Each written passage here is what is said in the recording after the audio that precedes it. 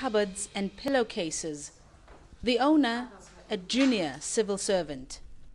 I didn't steal the money. Where does it come from then?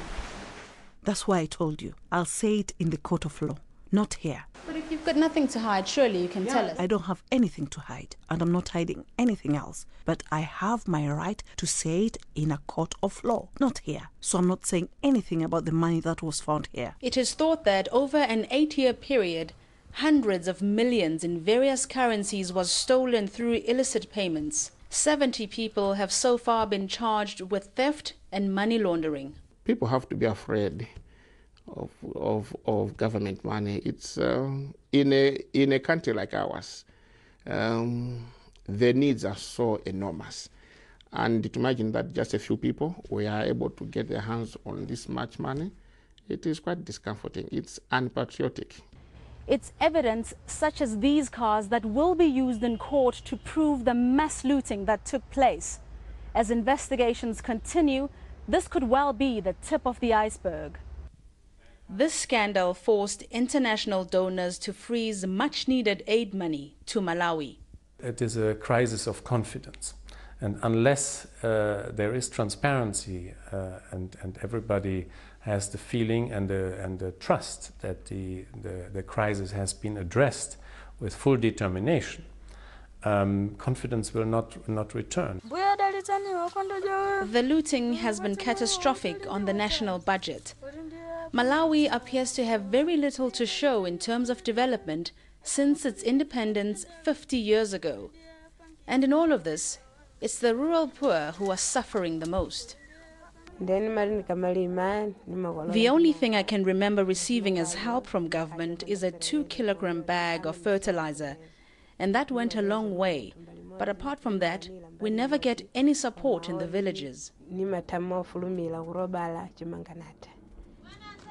For Joyce Banda's presidency, tackling the Cashgate scandal has been a huge political risk months before she heads to the polls. Some call it brave, others foolish. At the end of the day, it will be the rural vote that decides her fate. Nomsa Masego, BBC News, Lilongwe, Malawi. Apologies for technical difficulties we experienced a bit earlier.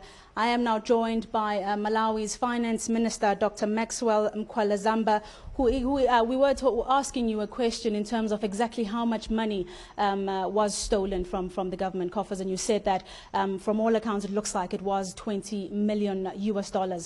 Do you think that we are likely to see more people being arrested? Yes, let me say it was $20 million US, but that is between April 2013 and September 2013. We think the figure could be more than this if we were to go back, beyond the period that we are looking at. Yes, a number of people have already been arrested, and we would expect more to be arrested. There is currently a forensic audit which is underway. We are expecting the report very soon. That report will include names of individuals involved, names of companies involved, and so there will be some basis for further arrests. Now, Minister, you have presented an interim report to the IMF, and they seemed to be quite pleased about that report and were able to release some funds. But the taxpayers of Malawi say that the government never informed them in terms of what the details of this interim report. What would you say to that? Well, that interim report that we submitted to the International Monetary Fund was actually at the request of the organization itself. We have a report that is coming out, and that's the one that is going to be made available to the Malawian people.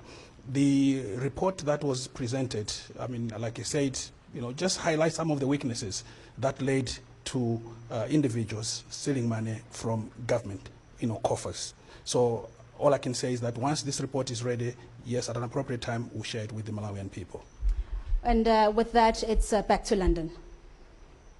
Nomsa Maseko in Lilongwe. Thank you. Thank you.